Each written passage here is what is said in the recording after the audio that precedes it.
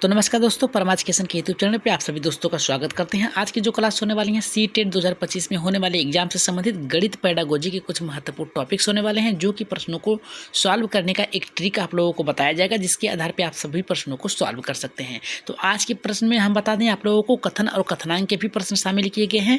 जितने भी नॉर्मल प्रश्न आप लोगों को दिखेंगे पहले, फिर इसके बाद आपको हार्ड प्रश्न भी देखने को मिलेंगे। तो सभी प्रश्न करने के लिए तैयार रहिए और सभी लोग याद रखिएगा, प्रश्नों की संख्या यहाँ पे 15 है, जिसमें से टारगेट आप लोगों का 10 प्रश्न है। अगर आज की क्लास से आप लोग अगर गणित के पेडागोजी के 15 में से 10 प्रश्न कर लेते हैं, समझिए आपकी तैयारी बहुत ही उच्च तरीके से हो रही है। और ईमानदारी से वही लोग आज क्लास यहाँ पे प्रश्नों को सॉल्व करेंगे जो एग्जाम में पास होना चाहते हैं। तो शुरू करते हैं आज के पहले प्रश्न से। आगे बढ़ने से पहले बता दें कि सब्सक्राइब कर लीजिएगा चैनल को। सब्सक्राइब करने के साथ साथ शेयर कर दीजिएगा अपने अपने ग्रुपों में, और शेयर करके एक बार टेलीग्राम चैनल को ज्वाइन करके वहाँ से PDF प्राप्त कर सकते हैं परमार्थ एजुकेशन के नाम से। डिस्क्रिप्शन लिंक में दिया गया है आपको टेलीग्राम चैनल का लिंक। यहाँ पे शुरू करते हैं आज के पहले प्रश्न से।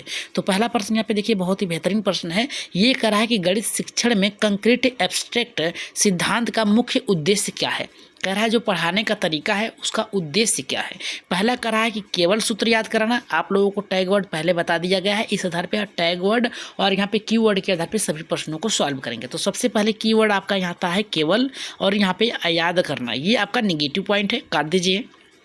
उद्देश्य पूछा है तो उसका मतलब क्या होना चाहिए। दूसरा करा है वास्तविक जीवन से गणित जोड़ना, एकदम सही है। तीसरा करा है कठिन सवाल रटाना, रटाना एक नेगेटिव पॉइंट है, काट दीजिए। चौथा करा है हमारे यहाँ पे अधिक गृह कार्य देना, अधिक नहीं, जितना पढ़ाएंगे उतना ही गृह कार्य देना है आपको, इस आधार पे ये भी गलत है। ऑप्शन नंबर यहाँ पे दूसरा जो होगा आपका सही होगा। जितने भी लोगों ने ऑप्शन नंबर यहाँ पे ट्रिक के आधार पे टैग वर्ड का प्रयोग करके सॉल्व किया है, उन लोगों का ये प्रश्न सही होगा। अगर इसकी व्याख्या की बात करें तो व्याख्या में बताया गया है कि वास्तविक जीवन से जोड़ना व्याख्या जो होता है ये उचित होगा, जिसके अंतर्गत अमूर्त वस्तुओं को दिखाकर फिर धीरे धीरे उस पर अमूर्त वस्तुओं के आधार पे मूर्त वस्तुओं पे यहाँ पे विचार कराना होता है। अगर हम बात करें यहाँ पे दूसरे प्रश्न की, जो कि कथन कथनांक पे है, जो कि आपको देखने को मिल रहे हैं इस समय सी-टेट में। ये कराए कथन ए कराए कि गणित समस्या समाधान बच्चों की तार्किक शक्ति विकसित करता है। दूसरा करा है आर जो है समस्या समाधान विधि में उत्तर सीधे बता दिए जाते हैं। तो सबसे पहले यहाँ पे देखिए, पहला कह रहा है हमारा कि गणित समस्या समाधान बच्चों के तर्क शक्ति विकसित करता है, सही है। दूसरा कह रहा है हमारा यहाँ पे समस्या समाधान विधि से उत्तर सीधे प्राप्त हो जाते हैं, नहीं, गलत भी होता है सही भी होता है। इस आधार पे हमारा पहला सही है, दूसरा जो है हमारा यहाँ पे गलत है। तो देखिए पहला सही है, दूसरा गलत कहाँ है। पहला कह रहा है कि ए और आर दोनों सही हैं, जो कि गलत है। दूसरा कह रहा है कि ए सही है आर गलत है, सही है। ए गलत है आर सही है, गलत है। दोनों गलत है, नहीं। राइट आंसर ऑप्शन नंबर यहाँ पे दूसरा जाएगा। पहला सही है दूसरा गलत है, तो पहला ए है सही है, आर गलत है। तो राइट आंसर आपका दूसरे के साथ गया था। अगर इसकी व्याख्या की बात करें तो इसमें बताया समस्या समाधान विधि बच्चों को स्वयं सोचने का अवसर देती है। नेक्स्ट प्रश्न की अगर हम बात करें, तीसरे प्रश्न की, अगर क्लास बेहतर लग रही हो तो एक बार लाइक और सब्सक्राइब जरूर करिएगा, साथ में शेयर भी कर दीजिएगा। अधिक से अधिक लोग हमारे चैनल से जुड़ के यहाँ से आप टैग वर्ड की क्लास अगली ले सकते हैं, जिसमें आप लोगों को पता चलेगा कि जितने भी टैग वर्ड बताए जाएंगे वो सभी के सभी आप लोगों को एग्जाम में मिलेंगे 80%। यहाँ पे तीसरा करा है कि गणितीय समस्या समाधान जो होता है, प्रॉब्लम सॉल्विंग जो होता है, पहला चरण क्या होता है, यानी समस्या समाधान का पहला चरण क्या होता है, यानी पहला क्रम क्या होता है। पहला करा समाधान करना, दूसरा समस्या को समझना, तीसरा करा है कि उत्तर लिखना, और चौथा करा है कि सूत्र लागू करना। सूत्र जो है आपका यहाँ से 6 से लेकर 8 तक के ऊपर का होगा। समाधान करना, जब तक आप समस्या के तह तक नहीं पहुँचेंगे तब तक समाधान नहीं कर सकते। तो समस्या को समझना, कौन सी समस्या है, किस तरीके से सॉल्व होगा, इसके बाद समाधान पे पहुँचेंगे, तब इसके बाद उत्तर लिखेंगे। राइट आंसर ऑप्शन नंबर यहाँ पे तीसरे का भी जो आएगा, लगातार तीसरे का दूसरा उत्तर सही होगा, समस्या समाधान होगा। अगर हम बात करें इसकी व्याख्या की, तो व्याख्या में बताया है कि जो पोल्वा के अनुसार, एक मनोवैज्ञानिक है, इन्होंने बताया, जिनका नाम था पोल्वा, उनके अनुसार पहला जो चरण होता है समस्या को समझना, यानी समस्या कौन सी है। जब तक डॉक्टर के पास जाएंगे तो डॉक्टर सबसे पहले देखेगा कि आपका उपचार कैसे होगा, यानी आपका रोग क्या है, इसके बाद उपचार करेगा। तो समस्या को जानना ही सबसे पहला चरण होता है। अगर चौथे प्रश्न की ओर अगर हम आगे बढ़ें तो ये हमारा करा है, कथन ए करा है कि यहाँ पे करा कि एडेक्टिव पद्धति में छात्रों का उदाहरणों से नियम बनाते हैं। दूसरा करा है कि यह पद्धति विशेष से सामान्य की ओर बढ़ती है। करा विशेष से सामान्य की ओर बढ़ती है, यहाँ पे हमारा चौथा।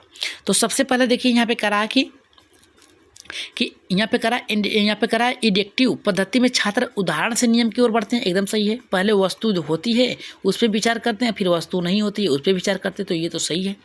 ये पद्धति विशेष से सामान्य की ओर जाती है। विशेष का मतलब होता है मूर्त वस्तु हो, ठीक है, फिर इसके बाद सामान्य की ओर बढ़ती है, तो ये तो सही आपका है, दोनों ही आपका सही हो गया। करा ए और आर दोनों सही हैं, ए आर और ए सही व्याख्या देता है, सही है। ए और आर दोनों सही हैं, पर करा आर ए की सही व्याख्या नहीं दे रहा है।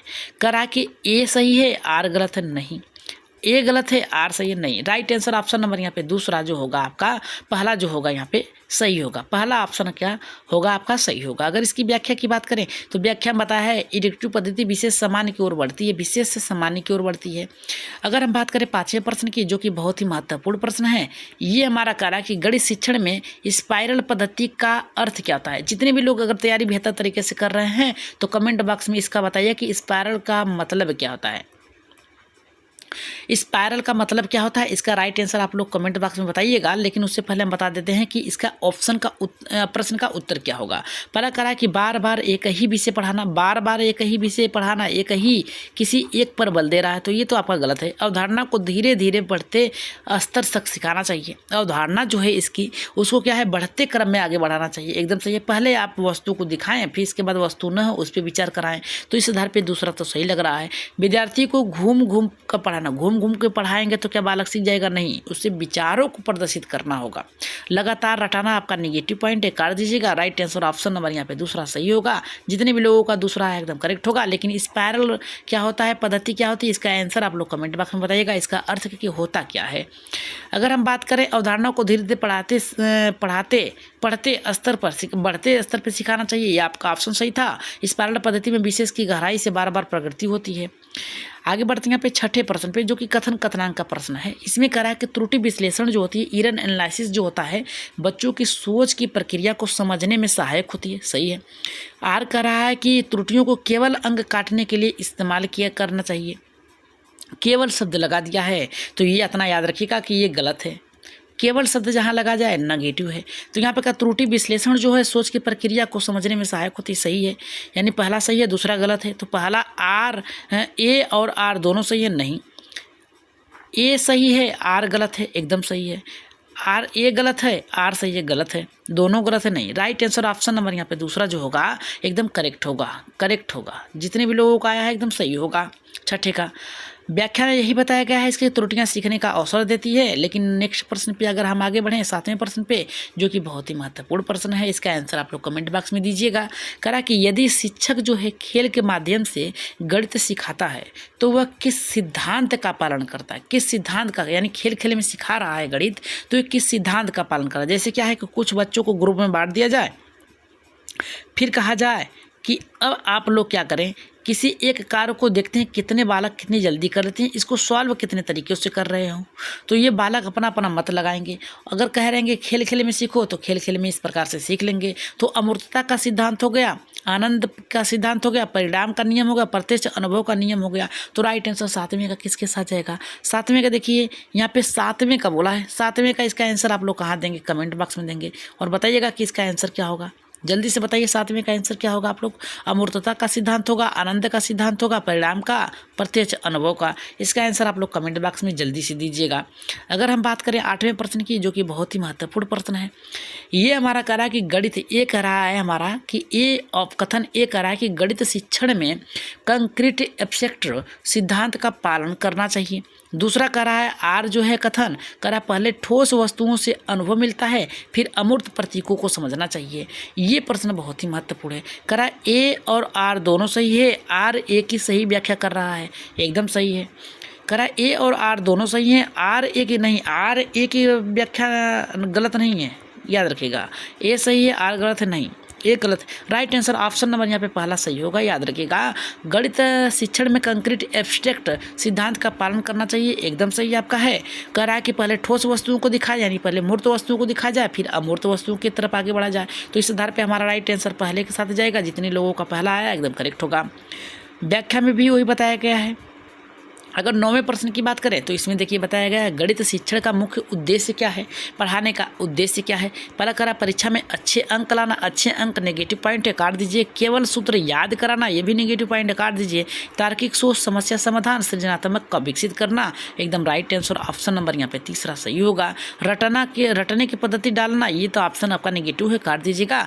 3 नेगेटिव मिल गए हैं आपको, याद रखिएगा 3 नेगेटिव मिल गए हैं, एक आपको पॉजिटिव मिल गया है। तो जो पॉजिटिव आया है वो आपका राइट आंसर होगा, यानी तीसरा ऑप्शन आपका क्या होगा, सही होगा। अगर हम इसकी व्याख्या की बात करें तो इसमें करा गणित जीवन कौशल से जुड़ा है, न कि केवल परीक्षाओं से, एकदम सही है भाई। अगर 10वीं की बात करें, लाइक कर दीजिएगा सभी लोग ईमानदारी से, तो आज की क्लास के लिए लाइक करिएगा। यहाँ पे कथन ए करा है कि ह्यूरिस्टिक विधि मतलब खोज, ह्यूरिस्टिक मतलब होता है खोज, क्या होता है, खोज होता है। खोज विधि बच्चों की खोज की प्रक्रिया प्रेरित करती है। ह्यूरिस्टिक मतलब भाई खोज होता है, अन्वेषण होता है, ये सब होता है आपका प्रेरित करती है खोज के लिए। आर कह रहा है हमारा कि शिक्षक इसमें मार्गदर्शक की भूमिका निभाता है, ए भी सही है, बी भी सही है, ए और दे सही है, दोनों व्याख्या करता है, एकदम सही है। या और ये तीसरा तो सही गलत हो गया। राइट आंसर ऑप्शन नंबर यहाँ पे 10वीं का जो होगा पहला ही सही होगा, पहला एकदम सही होगा। आगे बढ़ रहे हैं यहाँ पे नेक्स्ट प्रश्न पे, जो कि बहुत ही बेहतर प्रश्न है, 11वां प्रश्न। ये देखिए कह रहा है कि यदि बच्चा जोड़ घटाव नहीं समझ पा रहा है तो शिक्षक को क्या करना चाहिए।